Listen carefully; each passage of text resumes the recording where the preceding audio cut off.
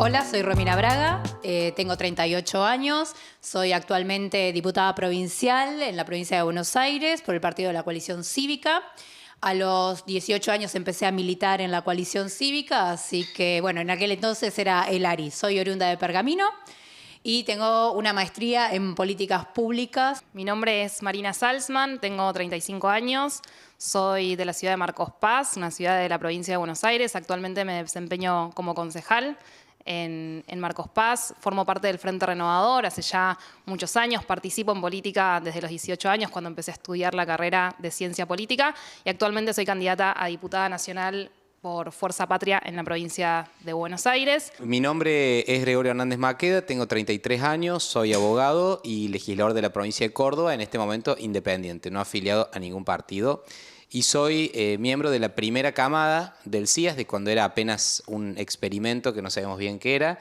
Y hoy, felizmente, es un grupo maravilloso de dirigentes políticos de todo el país, de todos los partidos, de todas las ideologías, pero que nos une el amor común por la Argentina y por la política como una actividad para mejorar la calidad de vida de la gente. Bueno, ¿qué es el CIAS para mí? Es un espacio, un intercambio de una magnitud desconocida en un principio y que de a poco se fue siendo parte cotidiana, porque al principio te dicen qué es, y es un grupo de personas de distintos partidos que vienen a encontrarse en un lugar. Y después es algo más, es inexplicable al principio hasta que después lo haces carne, y es un espacio donde podés ver que hay muchas ideas, donde tal vez con distintas tonalidades y distintas acciones para poder concretarlas, se encuentran en ese espacio y se pueden empezar a visibilizar lo que todos al final del día queremos, que es una Argentina potente, con crecimiento, con igualdad. Después están las tensiones de cómo se logra y cómo se trabaja. Pero bueno, me parece que el CIAS nos permite ver que en el camino de la complejidad que queremos atravesar no estamos solos. Y bueno, un poco comparto lo que dicen acá Romy y Gregorio. Me parece que el CIAS es un espacio que me permitió acercarme a personas muy valiosas de distintos partidos políticos y entender justamente que todos tenemos un objetivo en común, que es lograr una Argentina con crecimiento económico, más igualitaria, más justa, que nos diferencia un poco el cómo llegar a lograr esos objetivos, pero que también muchas veces puede haber puntos de acuerdo y lo que nos falta son justamente esos espacios en donde poder conversar, en donde poder debatir, en donde poder hacer ese intercambio de ideas. Entonces, creo que es uno de los pocos espacios en Argentina que se propone esto, que se propone el diálogo interpartidario con dirigentes en general jóvenes, así que valoro mucho la experiencia, valoro mucho mi paso por el CIAS y seguir haciendo comunidad con estas iniciativas. Ustedes saben que mientras los escuchaba hablar un poco en qué era el CIAS, los tres nos desempeñamos en el Poder Legislativo, no nacional, más allá de que después seguramente se va a colar en la conversa esto, y decíamos qué era el CIAS y después veníamos a qué es nuestro trabajo, digamos, cuál es nuestra vocación y demás, y ¿no les parece que un poco coaliciona en la diaria? A mí me pasa un poco de que veo la ¿Colisiona o coaliciona? Colisiona, te pido, no arranquemos. Con las correcciones. Sí. Pero, no, bueno, pero en esta cuestión, digo, como yo lo vivo en una situación de que ingreso a la Cámara de Diputados de la provincia, una Cámara muy fraccionada en términos de pertenencias partidarias y demás, y eso hace que me pregunte un poco cómo es el tema de los bloqueos, ¿no? Digo, uno viene con determinada situación y bueno, ¿y ahí cómo lo viven ustedes un poco? Bueno, para mí, cuando decía Marina de una sociedad más igualitaria, si a mí me preguntan cuál es de los tres emblemas de la Revolución Francesa, por ejemplo, libertad, igualdad y fraternidad, ¿cuál es el que prepondera en el CIAS? Es claramente fraternidad.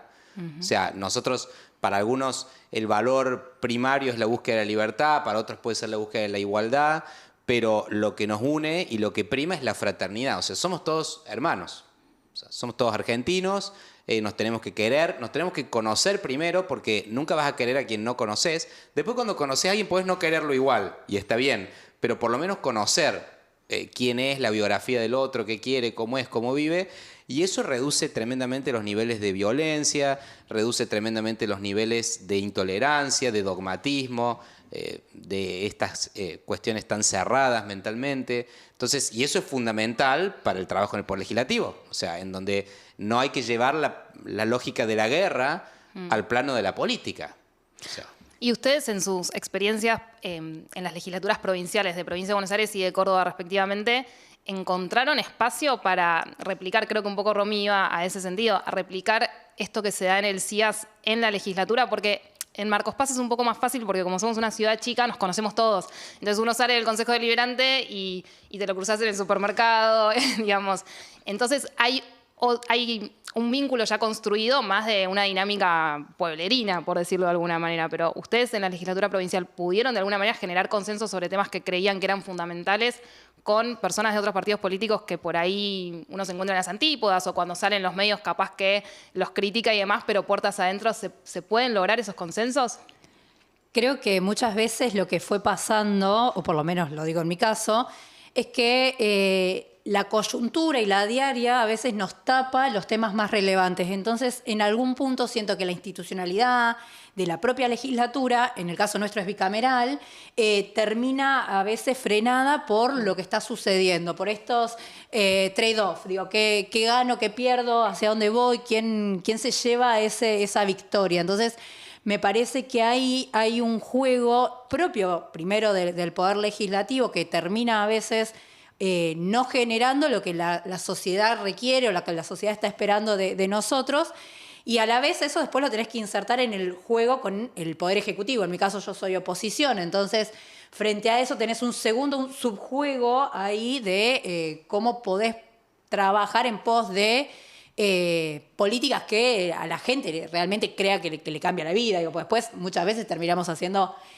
un poco, siendo, no sé, los pedidos de declaración en contra de, no sé, acciones que ha hecho el Poder Ejecutivo Nacional, que sí me parece que la Cámara se tiene que Pasa también en expedir. los consejos deliberantes, pasa también que por ahí una sesión entera estás debatiendo temas nacionales y te queda un poco ajena la dinámica propia del distrito, ¿no? me acuerdo cuando nos juntamos con Romy a tomar algo, cuando los dos estábamos por asumir nuestras bancas, que le recordé un consejo que me dio mi tío, Juan Carlos Maqueda, que fue diputado en Córdoba, que me dijo 3 cosas. Me dice: llévate bien con todos, con los propios y con los ajenos.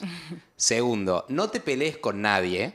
Eso me lo remarcó y me lo subrayó especialmente. No, que lo venís haciendo muy bien, Grego, ese Y consejo. Y tercero me dice: destácate por tu capacidad. Bien. O sea que hay que buscar destacar por la capacidad de trabajo, de generar ideas. Entonces creo que a mí el CIAS lo que me aportó es una gimnasia, una práctica de relacionarte con personas que no piensan como vos y que están en contra de tus ideas, que están en contra de tus proyectos, que te quieren sacar a vos, o sea, te quieren ver fuera de juego, no te quieren ver dentro, pero poder encontrar una humanidad común, compartida, y desde ahí generar vínculos de confianza. Y yo he podido trabajar, soy opositor, te diría, quizá probablemente el más opositor de los legisladores al peronismo de Córdoba, pero he podido trabajar con muchos legisladores del peronismo y ponerme de acuerdo en algunos temas comunes, por lo menos para que los traten, y por lo menos decirnos las cosas con respeto, anticipar, tratar de no hacer jugadas o golpes bajos. Entonces, creo que eso ha sido todo muy, muy bueno. Y algo que mencionás, Grego, la formación, ¿no? Como destacarte por tu capacidad de trabajo. Creo que eso el CIAS también hace un hincapié muy fuerte porque todos venimos de trayectorias diferentes en cuanto a lo profesional o en cuanto a las carreras que estudiamos, y en el CIAS uno tiene una formación como que todo dirigente por ahí debería intentar tenerla, ¿no? Y hace poco se dio un debate público cuando se conocieron las listas a diputados nacionales, porque bueno, particularmente el Partido de la Libertad Avanza a veces presenta a gente que no solo no viene de la política, sino que pareciera que no tiene ningún tipo de formación, ni militante, ni trayectoria política, ni partidaria. Por supuesto que yo soy, al menos convencida, porque lo dice así la Constitución, digamos, o porque es así, que cualquiera puede llegar a la Cámara, no tenés que tener una formación de una carrera universitaria, pero sí creo que tenés que tener una predisposición para decir, bueno, llego y quiero estudiar los temas, quiero saber de qué se trata, me quiero empapar de esto, como un poco más de seriedad en ese sentido. Sí, no creo que es responsabilidad en el lugar que ocupamos. Digo, ¿cuántas Claro. personas llegan a los cargos de representación? Digo, cuando vos ves la cantidad de población, digo, cuánta gente quisiera, cuánta gente lo logra. la verdad que es muy poca y la responsabilidad, y más cuando sos joven, es poder hacer tu trabajo lo mejor posible, entendiendo que tiene miles de dificultades y miles de acciones que todos los días vas aprendiendo. Digo, ninguno de nosotros es igual a cuando ingresó en el cargo, pero es verdad, un poco coincido con ustedes con el tema de la formación, porque también tu compañero, no importa de qué partido, te lo reconoce. Porque cuando vos hablas, te escuchan. El escuchar permite una apertura de un intercambio, aunque sea por lo bajo, por lo menos que sea en el off. No es que nos van a venir a decir adentro del recinto, no, la verdad que lo que dice, no sé, el compañero Maqueda es relevante, pero sí nos permite cierta, no sé, porosidad en lo que hacemos. Te diría que para nuestra Constitución no puede acceder cualquiera a ningún cargo público, porque habla de la idoneidad. O sea, el artículo 16 dice expresamente que la idoneidad es el requisito para acceder a cualquier cargo público, no excluye los cargos electivos. Ahora, ¿cómo definimos la idoneidad? Ahí puede haber un debate. O sea, puede haber una idoneidad en términos de la representación, de cuál es el sector o cuáles son las ideas que vos las representás con claridad, que eso está muy bien, y no necesariamente por una formación académica desde lo formal. Exacto. No, coincido, porque si no sería una cuestión de representación elitista, digamos, claro, en tal ese cual, caso. exactamente. Pero también una idoneidad desde lo moral, que también es muy importante tener en cuenta. O sea, tener gente intachable desde el punto de vista moral en su trayectoria. Entonces eso me parece importante. ¿Y alguna vez les pasó de haber presentado alguna propuesta de política pública y que eso haya, no sé, tenido alguna incidencia? ¿O cómo ven en esa cuestión? Sí. Y me parece que lo de la formación es la clave, porque ahí está la calidad del servicio que vos le prestás a la sociedad. Porque en definitiva, lo que nunca hay que olvidar es que detrás de, bueno, ahora vos estás de candidata, estás en la fase agonal de la política, o sea, la lucha por el poder, pero después hay una parte en la que hay la fase arquitectónica, o sea, la construcción de políticas públicas y de impulsar, reformar, derogar, aprobar cuestiones que le mejoren la vida a la gente. Y ahí la formación es clave, porque si no, la gente después se queja del tema de los asesores. Digamos, los asesores sirven cuando tiene criterio y formación el legislador o el funcionario, porque los pones a trabajar en pos de objetivos. Si no, tampoco sirven los asesores. O sea, entonces ahí me parece que, es decir, la calidad del servicio que vos prestás a la sociedad pasa también por el nivel de tu formación, sin duda, por lo menos el impacto que eso tiene. Sí, en mi caso creo que en lo que tiene que ver con el Consejo Deliberante puntualmente, que a veces están como un poco vapuleados o bastardeados, ¿no? Porque se habla de que es la escribanía del intendente, pero para mí hay un rol muy importante del Consejo Deliberante en dos cosas. Digamos, hay 3 votaciones muy importantes en un Consejo Deliberante.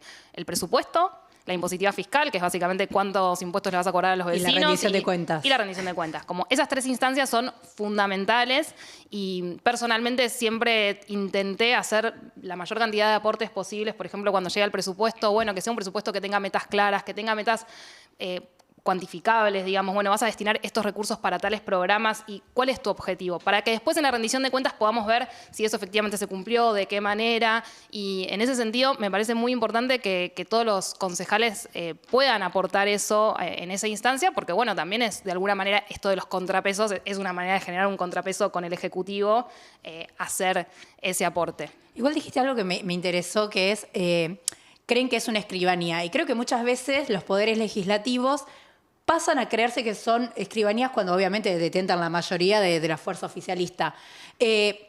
A mí nunca me tocó, o por lo menos en persona, estar en esa situación, pero me parece hay algo ahí que no sé si en el detrás de escena ocurre o qué idea tienen ustedes, si hacia adentro hay algunas tensiones reales para que esto no sea una escribanía, porque para mí lo peor que le puede pasar al Poder Legislativo es quedar bajo esa imagen, quedar como quien despacha simplemente, sin analizar, sin hacer una cuestión propia per se de las políticas públicas que manda el Ejecutivo, por ejemplo. Esto que decían antes de reducir a los poderes legislativos provinciales o municipales a comentarismo de la política nacional pasa también en Córdoba. O sea, por lo menos nosotros nos hemos opuesto siempre a traer el debate nacional a la realidad provincial. O sea, Córdoba tiene 237 años más que la República Argentina.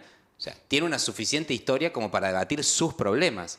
Y la nación argentina fue formada por las provincias argentinas, no al revés. No es que primero existió la Argentina y después delegó en las provincias algunas funciones. Entonces, para mí, lo número uno es jerarquizar los poderes legislativos municipales y provinciales. Es fundamental porque tenés un montón de frustrados diputados nacionales. O sea, eso es lo otro que vos ves. O sea, tenés frustrados diputados nacionales invadiendo los poderes provinciales y municipales del legislativo. Ahí y igual... no, hermano, como vos, si tenés el honor de ser diputada nacional, bueno, vas a poder hacer política nacional. Pero mientras tanto, tómate en serio tu trabajo local y tómate en serio tu trabajo provincial, que es un montón. Es un montón. Totalmente. Un pequeño contrapunto. Creo que hay cosas nacionales que amerita debatirlas a nivel provincial y a nivel local, pero por no un creo tema... que en el ámbito del recinto. O sea, yo creo que en los ámbitos partidarios o de los medios o universidades o debates públicos, pero en el recinto vos estás trabajando cuestiones locales que claramente la realidad nacional penetra. Impacta y mucho. Impacta Sí. un montón. No hay duda de que eso, la coparticipación, lo que reciben los municipios, lo que reciben las provincias, los fondos que se quita, que se pone, que se saca... Claramente es parte del debate. Ahora, hay que debatir temas del territorio particulares, siempre en un marco general que siempre está, me parece. Yo ahí creo que vos lo que tenés en los poderes legislativos es, para bien o para mal, digo, un abanico de personas que pertenecen a partidos políticos que de alguna manera tienen una lectura sobre la sociedad sobre la cual legislan, y frente a eso algunas cosas y apreciaciones tiene que decir el legislador. Para mí lo que no tiene que hacer es una sesión, por así decirlo, netamente de lo que hablábamos. Dedicada a eso. Pero Sí. no es menor la expresión de quienes representamos en el recinto. ¿Por qué? Porque el recinto es lo que también nos permite ponernos, no por encima, pero sí ponernos en un espacio en donde lo que decimos tiene una implicancia mucho más fuerte. Porque también hay algo que me parece que a veces se pierde, que es empoderar ese hemiciclo en el cual estamos sentados, que determina acciones. Entonces, si nosotros no decimos nada, es como si no pasara. Y ahí, a mí hay una contradicción ahí entre... Sí, particularmente en este último tiempo se han trasladado muchos debates nacionales, por ejemplo, al Consejo Deliberante, pero porque claramente, no sé, la decisión de financiar el Hospital Garrahan, por ejemplo, bueno, yo te puedo hacer una lista así de chicos de Marcos Paz que se atienden en el Hospital Garrahan. Entonces, también hay un vínculo ahí con el electorado y con las personas que confiaron en vos y te dieron ese voto, que de alguna manera también están esperando que vos defiendas esas ideas en el recinto. Comparto igual 100% que hay que jerarquizar los debates Claro. locales y provinciales. Si el 90% de tu tiempo pasa por comentar, oponiéndote o aprobando realidades que te exceden, y no va, es como que no te gusta tu laburo. O sea... Bueno, pero ahí un poco es como una cosa es el diseño institucional y también después está esto, las personas que llegan a esos lugares, ¿no? Como la impronta que le pueden llegar a poner. Como decías vos, bueno, hay un montón de diputados nacionales frustrados que vienen a la legislatura y quieren debatir temas. Bueno, creo que en ese sentido yo también decía de poner en el lugar que se merece el Consejo Deliberante y que las personas y las legislaturas provinciales y que las personas que lleguen realmente tengan proyectos, tengan ideas y tengan ganas de cumplir ese rol con la mayor responsabilidad posible, porque de esa forma seguramente se va a jerarquizar. O sea, volver a la idea, estos cargos se tienen que ocupar por vocación de servicio. Sí, pero también en el medio estamos insertos, además de la vocación, estamos insertos en... Bueno, vos en tu caso vos sos un bloque único, ¿no? Sos un independiente. Un bloque de un único miembro. Muy bien. Pero en el caso, bueno, incluso siendo un bloque de un único miembro, nosotros estamos... Dentro de un interbloque. Bueno, ahí... Que sigue existiendo Juntos por el Cambio. Paradójicamente, el único lugar donde existe todavía el interbloque de Juntos por el Cambio, pero formalmente... No, nosotros formalmente no tenemos en la figura... legislatura de Córdoba, nosotros no sí. tenemos la figura de interbloque en la legislatura, por lo menos en diputados.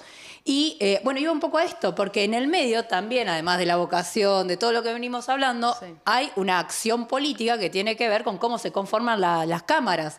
Y eso, digo, a veces los números hablan y hablan mucho. Hablan también de cómo se va a dar esa sesión, cómo se va apoyando cuando está muy ajustado. ¿Qué puede pasar? Digo, no sé, nosotros en nuestro caso somos 3 legisladores de la coalición cívica. Y vos decís, bueno, 3 sobre 92, o bueno, el mismo tuyo, 1.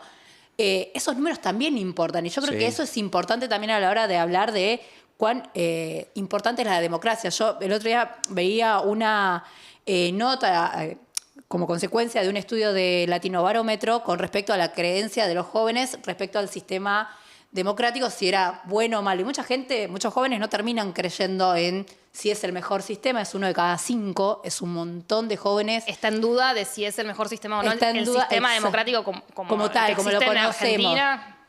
Exacto. En verdad está hecho en toda América Latina, pero en Argentina daba ese número de 1 de cada 5. Y eso también nos habla un poco de bueno, son dos discusiones digo, que se me mezclaron cuando venía hablando, pero una es cómo la mayoría y las minorías tienen importancia en un sistema democrático, más en un parlamentario, en un legislativo. Sí, porque es el único lugar en donde están las minorías. Exacto. O sea, Y el único poder del Estado, perdón que meta esto también, el único poder del Estado donde hay paridad, ¿no? También. No existe la paridad ni en el Poder Ejecutivo, ni en el Poder Legislativo, ni en los sindicatos, ni en las empresas. O En el sea, Poder Judicial, digo, nada. El único sí, yo estoy en lugar contra donde de la está... paridad. Para mí habría bueno, que eliminarla. discutamos eso. Te digo una cosa, Para mí- dos mujeres acá, así que... Para mí habría que eliminarla, chau. ¿Eliminar la paridad? Sí, ¿Por qué? para mí sí. Porque me parece que es un techo para la mujer. ¿Un techo? Sí. ¿En qué sentido? Porque si vos quisieras hacer una lista hablando de la idoneidad, solo con mujeres no lo podés hacer. No, ojalá llegue el momento en que sea un Pero techo para nosotras. te- Naturalmente no lo es al techo porque en situaciones, si vos nos ves, ¿cuántas mujeres encabezaron listas, digo, hablando de idoneidad, cuántas mujeres en la provincia de Buenos Aires, en los consejos? Las mujeres no estamos encabezando las listas no por falta de idoneidad, Yo lo sino que veo porque hay que una situación ya mucho más estructural de cómo se ha dado la política. Yo lo que veo en la realidad es que cuando se hace a las mujeres siempre se alude, esta es de tal, esta la puso tal, esta, o sea que no veo que la paridad No, de lo formal no me parece que sea haya así. contribuido No me parece que sea a así. empoderar o Soy- a La historia, de la, reconocer la a las historia de la mujeres. paridad igual viene... Antes de la paridad existió cupo la no me ley de parece cupo. mal. El cupo no. Pero vos sabés que el 30% Es como del los cupo mínimos, era sí, un pero mínimo. claro. Sí, sí, por eso. ¿Y cuántas mujeres crees que llegaron al Congreso Nacional con el 30% del cupo? Y seguramente ese, pero a lo que voy, Sí. pero a lo que voy, yo Y bueno, pero el esa es la prueba el cupo en una explícita. etapa no me parecía mal, pero como todo subsidio tiene que tener un plazo. Y hoy ya van 2 generaciones al menos de mujeres que han podido estudiar, formarse, capacitarse, participar, hasta tienen más derechos hoy en día que los varones. No, no tenemos. Sepan Hasta tienen disculparnos. más ¿Cómo más derechos. derechos? Sí, hasta tienen más. Por ejemplo, ¿Cómo en cuál? el tema del aborto, la mujer puede decidir matar al chico y el varón no tiene nada que decir. Por ejemplo, la jubilación, se jubilan 5 años antes que el varón. O sea, hoy en día igualdad jurídica formal ante la ley no hay. No, entre yo creo que varón y ahí mujer. estás sometiendo estos temas a cuestiones Pero bueno, que son mucho más amplias. No quiero vamos a volver entrar a- en eso quiero porque volver si no, al tema. no voy a vamos a dejar pasar, no voy a Quiero- dejar pasar todo este listadito de supuestos derechos que tenemos No, las es un- mujeres. Primero, jubilación. Es un error, más allá de que la edad jubilatoria de la ¿Por qué mujer se sea jubilan anterior, antes? solamente 1 de cada 12 mujeres se va a poder jubilar por moratoria. O sea, en edad de jubilarse solamente 1 de cada 12, mientras que para el caso de los varones no es así, porque No. los varones tienen acceso al mercado de trabajo de Exacto. otra manera que las mujeres, entonces tienen más aportes jubilatorios. Las mujeres que se están jubilando hoy, en su mayoría, como vos decís, no han estado tal vez con la posibilidad de tener educación, de poder acceder a un montón de situaciones que los varones por naturaleza, por su propia cuestión social, han accedido. A lo cual las mujeres han estado mucho más sometidas a las tareas del cuidado, han estado más a la informalidad, porque también hay que decir que muchas de las labores que han hecho las mujeres no las pudieron aplicar en términos de computar años para 75% de informalidad en el empleo doméstico, que es una de las principales salidas laborales de las mujeres. 75%. No es que no trabajan, es que quien tiene que hacerle los aportes a la seguridad social no se los No, hace. y ahí el Poder Legislativo tiene un rol súper importante para poder trabajar las grandes desigualdades o poder poner, por lo menos en Claro, una pero el mesa problema de es la discusión. pobreza. O sea, el problema es la pobreza. Y eso es lo que hay que arreglar. Que está Quiero volver a- feminizada, que está quiero poner- feminizada Quiero la poner pobreza. un ejemplo. Para volver al tema anterior. Por ejemplo, ingresos brutos. Por ejemplo, el impuesto... Tema provincial, No, si lo sabe. claro, a eso quiero ir. Por ejemplo, en Córdoba está el ex gobernador Juan Schiaretti, que es candidato al Congreso, al igual que vos, pueden ser colegas. Y él, por ejemplo, ahora habla de bajar ingresos brutos, por ejemplo. Y en la legislatura, cuando proponemos proyectos para eliminar ingresos brutos, no los tratan. Entonces, ahí es donde yo digo, hay un doble juego entre priorizar siempre lo nacional y decir, che, pero pará, como legislador local, provincial o municipal, tenés un montón de laburo. Las tasas municipales, el gasto municipal, los impuestos provinciales, el gasto provincial, como para estar comentando la realidad nacional. Bueno, pero ahí- Ese es el tema. Claramente la Argentina es centralista y unitaria en la realidad y federal solo en lo formal. Entonces, por eso es que a todos nos interesan más estos debates nacionales o incluso mundiales. Yo conozco dirigentes políticos que saben el nombre de los senadores de Massachusetts y no saben el nombre de sus concejales locales. Claro. Esa también es otra realidad. Entonces, a mí el debate del género me encanta. Digo, podemos estar horas. Es que pero no es un debate, me parece, yo lo planteaba en el sentido de lo que venía diciendo Romy respecto a esta cuestión de los jóvenes o de la sociedad en general, cuánto afecto tiene por nuestro sistema democrático, cuánto cree que ese sistema democrático le resuelve los problemas. Y digo esto no para seguir debatiendo el tema de la paridad, pero me parece que el hecho de que el poder legislativo a nivel nacional y en las provincias sea paritario hace que vivamos en una sociedad más democrática. Porque no es un tema de las mujeres, es un tema de que estén las voces que tienen que estar en el Congreso. Así como tienen que estar las minorías, bueno, si la mitad de la sociedad argentina o un poco más de la mitad de la sociedad argentina somos mujeres, nosotras tenemos que poder llevar esa voz al Congreso. Punto. Es un debate que ya está saldado porque la paridad ya existe y... Me parece que no está saldado. Puede estar saldado en el consenso socialista y estatista y socialdemócrata de los círculos de poder, pero no entre la gente. Porque la gente quiere que a vos te represente gente que represente ideas.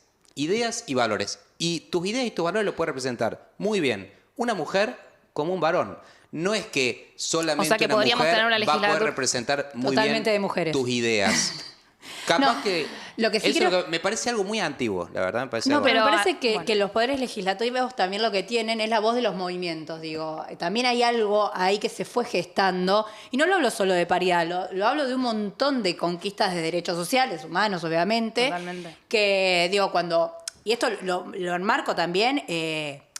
post-proceso cívico-militar y con el retorno de la democracia, digo, el poder, el Congreso Nacional, las legislaturas provinciales, hicieron un gran rol ahí de poder poner en palabras muchas veces lo que tal vez la política no lo podía decir tan abierto porque hay algo ahí de querer quedar bien, digo, y lo digo con las leyes de obediencia de vida y punto final, digo, ahí hay una gesta de muchos legisladores que se pusieron ahí adelante y pudieron poner estos temas en relevancia. Entonces, creo que el Poder Legislativo, cuando funciona de una manera en la cual tienen claro las causas a las cuales va a tratar o por lo menos va a darle protagonismo, puede hacer transformaciones. Sí, y el desafío tal vez teniendo en cuenta, bueno, ¿cómo hacemos para que la sociedad se involucre más? ¿Cómo hacemos para que la sociedad cuando vaya a votar diga, bueno, yo voy a votar estos legisladores municipales, provinciales y nacionales porque creo que va a ser la diferencia? Bueno. Creo que el momento que estamos viviendo, particularmente con todas las movilizaciones que hubo de personas con discapacidad, de los jubilados, del financiamiento a las universidades públicas, me parece que también la legislatura justamente hay ahí todo el tiempo una tensión con lo que sucede a nivel social, de que escuchan lo que pasa en la calle y toman esos debates y los llevan al recinto. Creo que en todo caso se puede seguir fortaleciendo ese vínculo entre legislatura, sociedad, reclamos. De hecho, todos los temas, digamos, mencionaste la interrupción voluntaria del embarazo. Bueno, eso fue algo que toma el Congreso porque estaba el debate en la calle y por las sucesivas movilizaciones que hubo y por la lucha del movimiento feminista, pero como eso te puedo decir un montón de otras cosas que creo que, como dice Romy, particularmente el Congreso o las legislaturas tienen esa capacidad de ser permeadas por los debates que se van dando a nivel Marina, social. Te diría dos cosas. Lo primero, que está bueno también para debatir, no sé cómo estamos con los bloques, pero el tema de sistema uninominal de elección de los representantes o proporcional. Por ejemplo, vos decís de la participación y el entusiasmo de la gente. Yo creo que en un país con el sistema de partidos destruido, es muy difícil que las listas sábanas, famosas listas sábanas, de las cuales los tres, bueno, hemos ingresado en listas sábanas, sí, que las hacen los jefes políticos, partidarios, sean una forma de generar confianza con el elector, con el ciudadano, porque es más opaco el proceso en el cual cada persona termina, a diferencia del uninominal, en donde gana un líder que representa a una sociedad mayoritaria en un territorio. Entonces tiene una mayor implantación local, una mayor conexión con los problemas reales y concretos de los vecinos que viven ahí, que este es el modelo que inspiró al Parlamento en Inglaterra, en Estados Unidos, que nosotros lo tomamos. O sea, nosotros estamos muy lejos de ese modelo y yo eso estoy en contra. Respecto a lo que decís... ¿Vos te parece que el sistema uninominal sería superior al actual? Me parece mejor, más representativo. Y respecto al otro, no creo sinceramente que la legalización del aborto haya sido un reclamo de la sociedad. O sea, para mí son de pequeños grupos de élites, hablando de las élites, que querían una ley que en Argentina es a todas luces inconstitucional y nula. O sea, que el Congreso no tenía autoridad para ir en contra de la Constitución. Pero bueno, se hizo. Pero ¿no te parece que las movilizaciones masivas, no te parece que el reclamo de un sector de la sociedad, que es el que más lo sufre, que son las mujeres pobres, justamente por los abortos clandestinos? Claro, pero el problema era solucionar la pobreza. O sea, si vos no querés que mujeres con ese criterio aborten en condiciones infrahumanas, tenés que solucionar la pobreza. Eso es lo que yo pienso. Tenés que solucionar Yo la creo pobreza, que que hay- es el gran drama de la Argentina, desde mi Pero punto una de cosa vista. no quita la otra, La digo, pobreza. porque... En No, el porque mientras con tanto ese- que mueran las mujeres No, en es abortos que con ese clandestinos. criterio, no, protejamos también la vida de los chicos. Bueno, pero algo Entonces, estamos todos de ahí, acuerdo que de educación los sexual bebés. integral... Sí, bueno, no sé qué quiere educación sexual integral, pero a lo que voy, yo creo que lo Que fundamental... los niños, niñas, el- adolescentes conozcan, sepan, Sí, está bien, digamos. tengan información certera para decidir sobre lo que quieren hacer, sobre lo que no quieren hacer. Pero bueno, Se descubrieron- número uno, eso tendría que estar anclado en la defensa del derecho a la vida.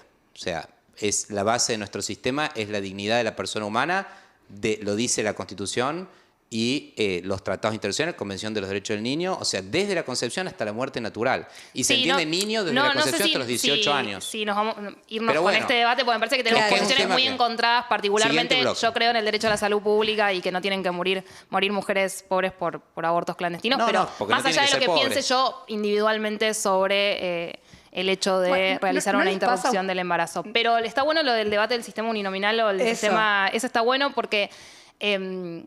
no lo estudié del todo, pero sí en los países en donde existe ese sistema tienen otro tipo de problemas Sí, a ver, siempre bastante dice un importantes respecto del Tal lobby cual. que generan ciertos sectores que te financian individualmente la campaña, entonces Tal vos cual. después le debes no a tu partido, sino a quien puso la plata para que llegues a ser legislador. Tal cual. Un profesor mío dice, no hay sistema electoral perfecto. Siempre se trata de buscar el menos malo, digamos. Entonces no es que uno va a encontrar un sistema perfecto. Obvio. En Córdoba tenemos un sistema mixto, medio tramposo, pero mixto, porque de los 70 miembros de la legislatura, 26 son electos por departamento uninominal y 44 proporcional por toda la provincia, pero en el fondo todos van pegados a la boleta con Claro. voto lista completa con el gobernador, entonces en el fondo es una arrastra a la figura del candidato a gobernador y nadie mira los nombrecitos que están escritos ahí. Salvo que se decía ser... Salvo que se vuelva al sistema bicameral, algo que yo adhiero y estoy de acuerdo, y que haya una separación de los 26 por el departamento, de los 44 del distrito único. Me parece que es una combinación un poco mejor. Igual la discusión es un poco más compleja porque aparte estamos insertos en un sistema de partidos. Digo, Sí. Bueno, te puedes presentar Sí. como individuo a ser No, un es verdad. representante. Es verdad. Entonces, en el medio, a mí cuando hablamos de si es uninominal o no, digo, bueno, pero pará, yo en el medio soy parte, en mi caso, de la coalición cívica y deberíamos, digo, cada uno responder de alguna manera a los valores o premisas que te llevó a ese partido, a esa Tal cual. construcción colectiva. Entonces me parece que ahí hay una discusión, porque también, ¿qué pasa? Sí o sí deberías tener carisma, sí o sí deberías ser casi un caudillo para que alguien te vote uninominalmente. Esa mi pregunta es un poco también... Lo que pasa es que en los sistemas uninominales existen los partidos. No, yo no digo que- digamos, y son muy fuertes. O sea, vos ves cómo se organizan los demócratas en Estados Unidos. Cada uno fue electo por su circunscripción electoral, pero después llegan al Congreso y se juntan, incluso por grupos de afinidad o de interés también, y son un partido. Pero Sí, a mí lo que me resulta interesante de eso es la cercanía del legislador con Eso sí. la eso comunidad. es fundamental. Porque Eso si me no, resulta interesante. la política es con realidad más que con fanatismo de líderes o de ideas. O sea, la política es realidad. ¿Cuál es la realidad concreta que sufren tus vecinos? Y eso para mí es lo que más acerca al pueblo, a sus instituciones representativas. Bueno, pero vos eso decías no te hace lo un da rato- una lista uninominal, digo. No, no, la totalmente, la no, militancia, el totalmente. compromiso político te da la cercanía, porque si no estaríamos diciendo A que veces hoy- no, a Bueno, veces no. ¿cómo Ahí puedes- me parece que puede ser. A veces no. Vos mencionabas, bueno, una crisis del sistema de partidos. Sí, yo ¿no? por ejemplo en me este momento. desafilié de mi partido de 15 años, por ejemplo. Sí, acá voy a venir a hacer el reclamo, Grego, la banca esa. Bueno, en nuestro si- bueno, Claro, claro. Pero en nuestro sistema, fíjate vos, que la banca no es del partido. La banca Es es de de la las persona. personas. ¿Por qué? Porque se considera que al momento de la lista, la alianza o el partido, en el caso mío fue una alianza, cuando te convocan, toman en cuenta una serie de características personales que van más allá de la afiliación o la pertenencia a un partido, que es parte fundamental, pero que vos entrás con una historia y que también tenés que representar esa historia y esos principios que muchas veces pueden entrar en colisión No, con lo que ahí- O define sea, tu para partido. aclarar, vos estabas en la coalición cívica y cuando 15 años. estabas como 15. legislador tuviste una discusión política y 15 años. Me desafilié. Te desafiliaste. Me desafilié. Y armaste tu banca Yo independiente. ahí creo No, que la banca... yo ya era una banca unipersonal. Sí, eso es verdad. Y me desafilié. ¿Cuál fue la discusión, La discusión principal fue de la un bloque desafiliación? que mi partido hizo un bloque con el peronismo de Córdoba y yo soy oposición al peronismo de Córdoba. Ah. Lo fundamental Con fue eso. Yarlora. Con Yarlora, claro. Lo fundamental fue eso, porque después el grado de adhesión o de apoyo a Milei estaba en discusión en un principio. Para mí no podíamos ser menos oficialistas de lo que habíamos sido con Macri, en el caso de Milei, pero era algo que estaba en discusión. Ahora, lo que no estaba en discusión para mí, que era una línea roja no negociable, era el peronismo de Córdoba. Yo ahí creo que hay dos discusiones que se dieron. Una que no la quiero dejar, para mí las bancas... Está en discusión si son de las personas, porque en algún punto vos entras en una lista sábana de una alianza. De hecho, si yo renunciara, no es que asume a alguien de mi partido, no, sino que tampoco. asume, en el caso... Asumiría un radical. En el caso mío, asumiría Entonces, un radical. la banca hoy es del grupo político al cual vos... La alianza, de la alianza con la el que vos partido, fuiste. lo que Hay sea. otros digo, partidos, pero no la izquierda o Encuentro Vecinal, otros partidos que ellos, si se van o se desafilian, ahí sí le pueden exigir la banca porque podría asumir otro del mismo partido, del mismo partido que asumió. No es el caso nuestro. O sea, no es el caso nuestro. De todos modos, una discusión eterna. A ver, hay modelos como en Alemania de partidos más burocráticos en donde el individuo casi no importa, importa solamente el partido. Y hay sistemas más libres como el nuestro donde importa la persona. Para mí el partido es fundamental porque en definitiva es Para el mí marco también, de ideas para mí también. que a vos te contiene y en algún punto vos puedes tener discusiones internas con tu partido, por supuesto, y de hecho las hay. Incluso también hay discusiones internas dentro de los bloques, que un poco lo preguntaba Romy hace un rato, pero bueno, también a vos te votan porque las personas comulgan con todo un sistema de ideas y un sistema de valores y en algún punto como concejal, como legislador o como diputado tenés que responder a ese sistema de ideas y de valores por el cual te eligieron. Sí, Como sí, yo en eso coincido. siempre trato de ser muy consciente de la responsabilidad que tenés de haber sido elegido y decir, bueno, yo tengo que responder a las personas que confiaron en que iba a seguir por este camino, ¿no? Sí, sí, ahí cada uno me parece que sabe cuál es su núcleo innegociable de convicciones y de principios y que cuando se transgrede ese núcleo innegociable, que es el contrato con el electorado a través del partido, ahí es donde yo creo que, como fue el caso mío, que nunca lo imaginé que iba a ocurrir y ocurrió, la verdad, ocurrió. Bueno, al fin, lo que sí voy Pero a decir es... No, yo creo que hay cuestiones que tienen que ver Es un con ejemplo. la temporalidad y otro tiene que ver con las circunstancias y decisiones. Digo, en este caso, solo a fin de usar el derecho a réplica, nosotros seguimos siendo en el Congreso Nacional, somos 6 diputados nacionales, que creo que hacemos un montón de trabajo, por eso a veces digo, che, cuánto el número a veces puede condicionar por naturaleza, pero también si haces con trabajo, con formación, con propuestas o con los vínculos medianamente circunstanciales, porque a veces lo que pasa en el Poder Legislativo es que vos te podés asociar o poder generar alguna política pública en pos de algo. Y eso le pasó con la cuestión de Libra, eso pasó esta vez con cuando estamos hablando de los vetos que ocurrieron la semana pasada, hace un tiempito. Creo que ahí hay algo que también te habilita el Poder Legislativo. Digo, no es traición o muerte, sino que son circunstancias que el mismo poder lo permite. Ahora, ¿qué pasa con esto que está pasando ahora en Argentina respecto de, bueno, desde el Congreso de la Nación nos ponemos de acuerdo con que tiene que haber financiamiento para las universidades públicas, para el Hospital Garrahan, para las personas con discapacidad, el presidente veta, el Congreso rechaza los vetos, digo, es algo bastante inusual. Sí, nunca había ocurrido. Esto que está sucediendo, y ahora pasó con la ley de emergencia en discapacidad, que el presidente la promulga, pero dice, ustedes no me dijeron de dónde sacar la plata, no sé, hasta que no me digan. Un presidente que está gobernando sin presupuesto, ¿no? Porque decidió Por no segundo enviar año. presupuesto al Congreso. En realidad, Marina, no hay presupuesto desde época de Alberto Fernández. O sea, la prórroga del presupuesto viene desde la época de Alberto Fernández, que tenía una mayoría importante en el Congreso y no logró aprobar el presupuesto en el último año de su gobierno, cuando Sergio Massa era ministro de Economía y candidato a presidente. Y me parece que... Pero se envió el presupuesto. Claro, pero, para debatir. pero lo mismo lo envió Milei, ¿eh? Y de hecho fue el único presidente que fue físicamente al Congreso a presentar su proyecto de ley de presupuesto que el Congreso no aprobó. Claramente es un problema, tiene que haber una ley de presupuesto, es fundamental, es la ley más importante de todas. Ahora, lo que sí creo es que hay que tener en cuenta un principio que es el de la restricción presupuestaria, que nunca se tuvo en cuenta. La verdad, el principio de restricción presupuestaria, y Romy, que siempre ha sido la que llevó las cuentas del partido y la experta en eso, sabe exactamente que no se puede gastar lo que no se tiene y no se puede gastar más de lo que se produce. Entonces, el mito de la Argentina rica yo creo que se derrumbó con cuando el pueblo le dio el 56% de los votos a Milei y dijo la famosa frase, no hay plata. Y ese no hay plata aplica para todo. No, porque Lamentablemente, no hay, aplica para no era, todo no y hay plata, el todos. ajuste lo va a pagar la casta.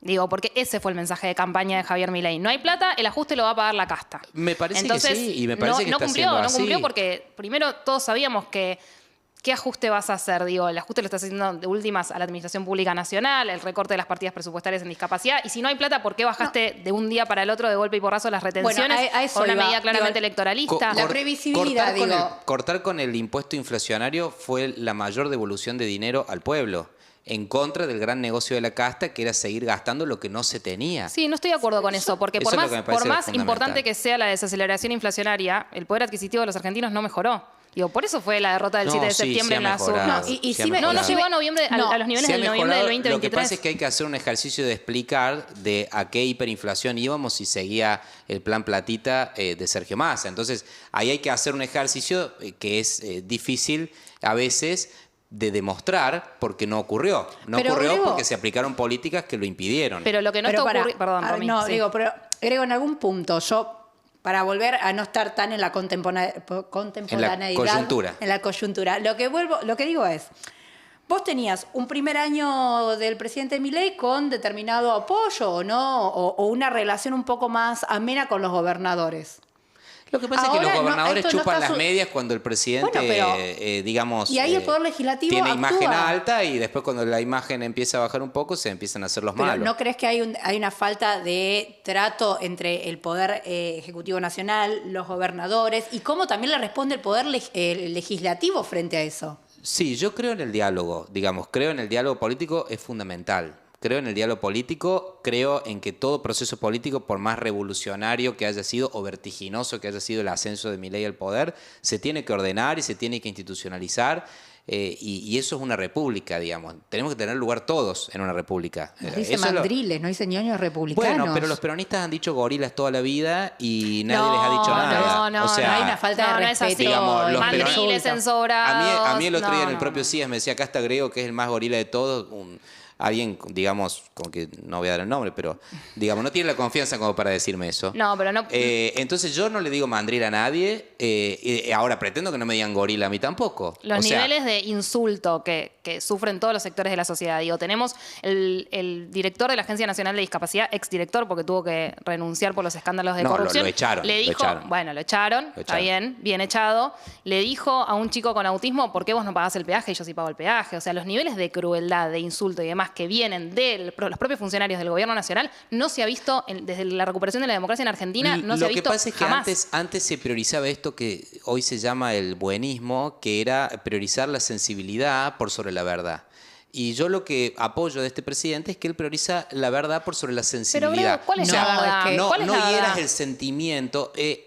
Vos hablás de pero pará, recursos. Ian es un chico con discapacidad, pero es un militante kirchnerista. Él y su familia. No es un militante Sí, sí, kirchnerista. son militantes No, kirchneristas. Yo creo que hay algo Entonces, que bueno, vos no podés Se ha odiar al reunido otro. con gente de distintos no puedes partidos odiar al políticos. otro. El otro tiene una percepción propia que no puede ser anulada. Y acá lo que vos ves es que la crueldad con la cual se dirige hacia cualquier persona que piensa distinto o que incluso tiene una mirada constructiva desde otro lado, pero digo, es negada en la descalificación. Entonces me parece que eso después se lleva al recinto. Nosotros estuvimos viendo en el Poder Legislativo, en el Congreso Nacional, que era un circo.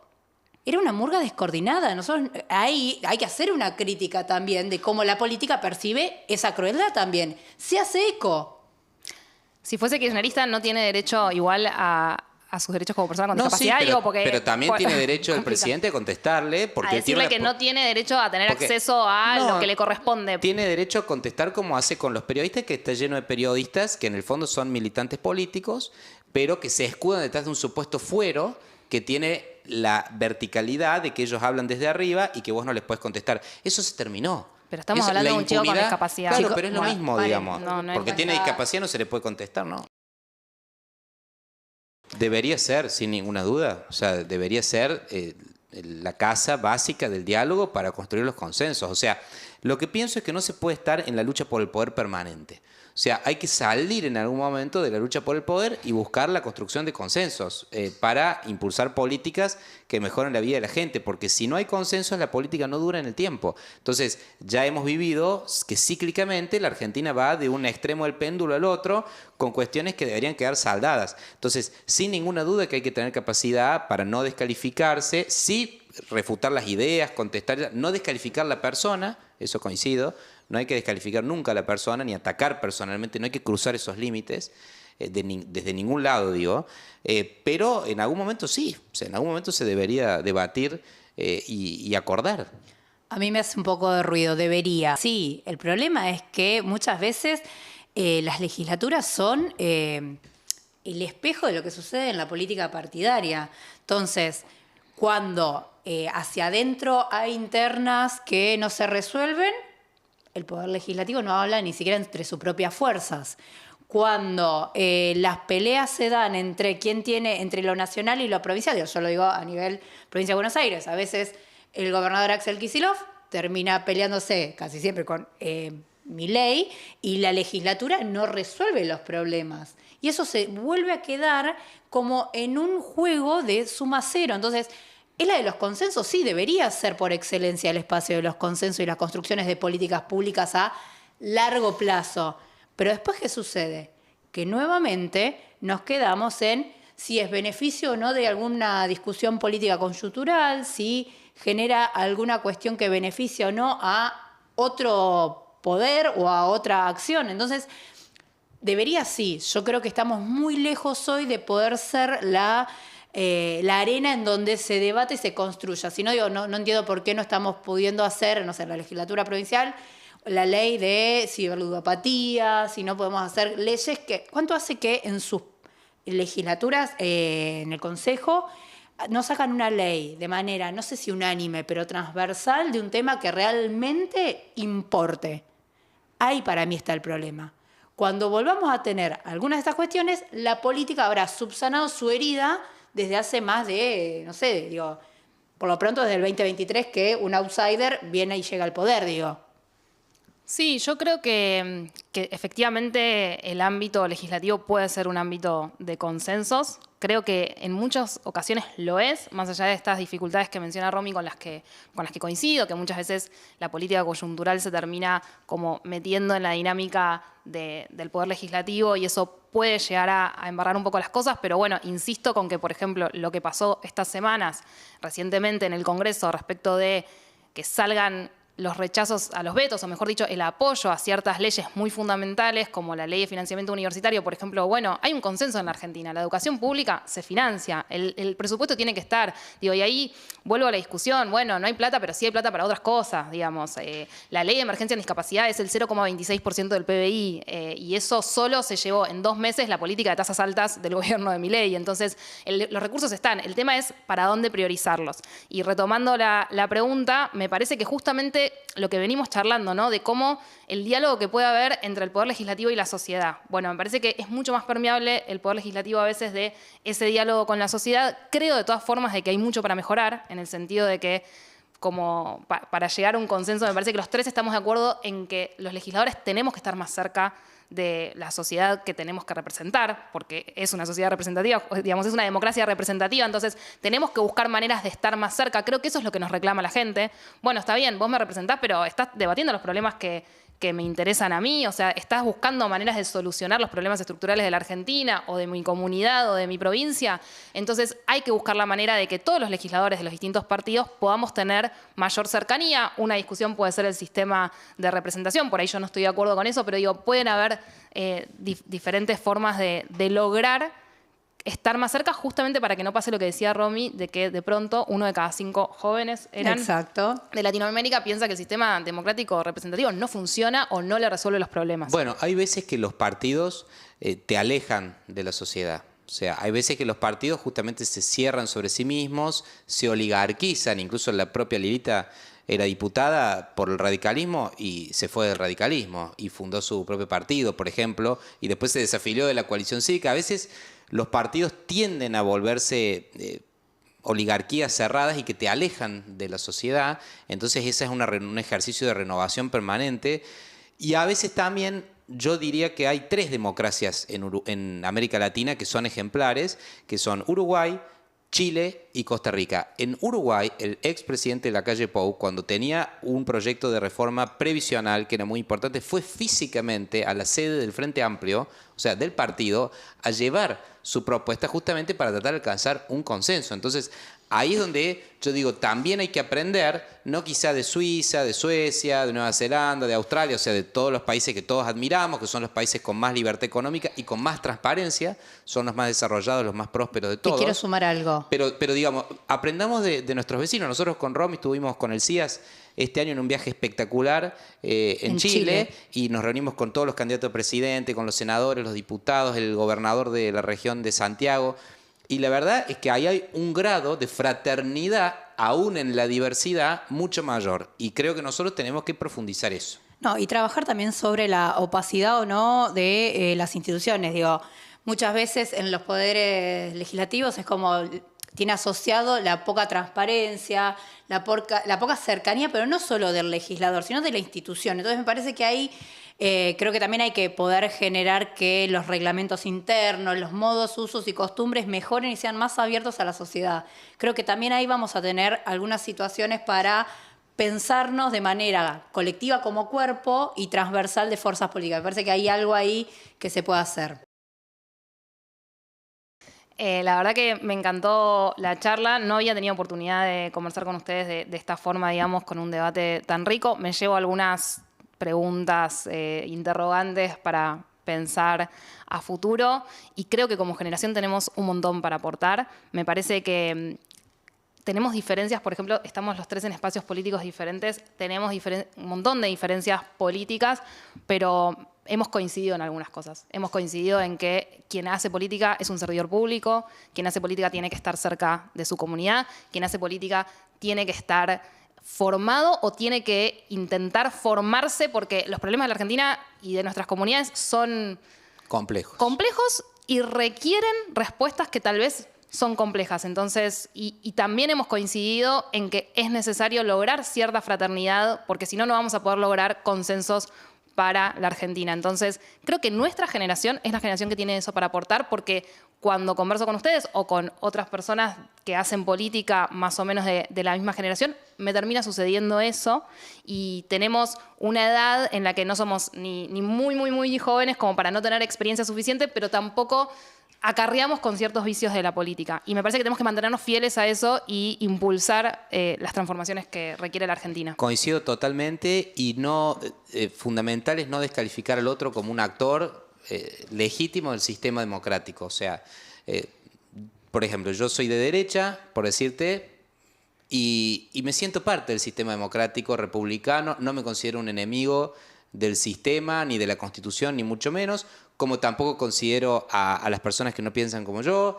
Entonces creo que tenemos que animarnos a decir qué pensamos, cuáles son nuestros valores, sin miedo a que por decir quiénes somos y el otro no le guste, sufrir una persecución, una censura, que te acusen siempre de discurso de odio, solo porque no coinciden con vos, no hacer lo mismo con el otro, y bueno, y así entender que bueno, el otro tiene una historia de vida, de familia, de valores, de representación, de partido, que eso es lo que hace a uno, y que en definitiva, mientras no seamos corruptos, mientras no seamos falsos, hipócritas o cínicos, bueno, con gente así honesta, que es fiel a sus ideas, a su trayectoria, es como la Argentina va a salir adelante y vamos a encontrar los puntos en común. Yo de esto me llevo que, si bien cada uno con sus historias personales, sus trayectorias políticas, los 3 creemos en el sistema democrático, los 3 creemos, después vamos a ver y definir cuánto tiene que estar el Estado, pero que el Estado es un actor, que no es un dato menor, que realmente podemos hablar totalmente, diferenciarnos en un montón de cosas, y hasta en algunas que son casi irreconciliables, digo, pero lo seguimos trabajando y lo seguimos tratando con respeto. Y arrancamos este encuentro preguntándonos qué es el CIAS. Digo, ¿qué significa el CIAS para nosotros? Yo creo que el CIAS es esto lo que acaba de pasar en estos minutos, en donde discutimos, donde cada uno sale con preguntas, con certezas, sale distinto de cómo entró. Entonces, para mí, cuando de un lugar salís distinto, ya eso vale la pena. Así que para mí fue esto el encuentro, así que súper agradecida de estos momentos. Gracias. Gracias.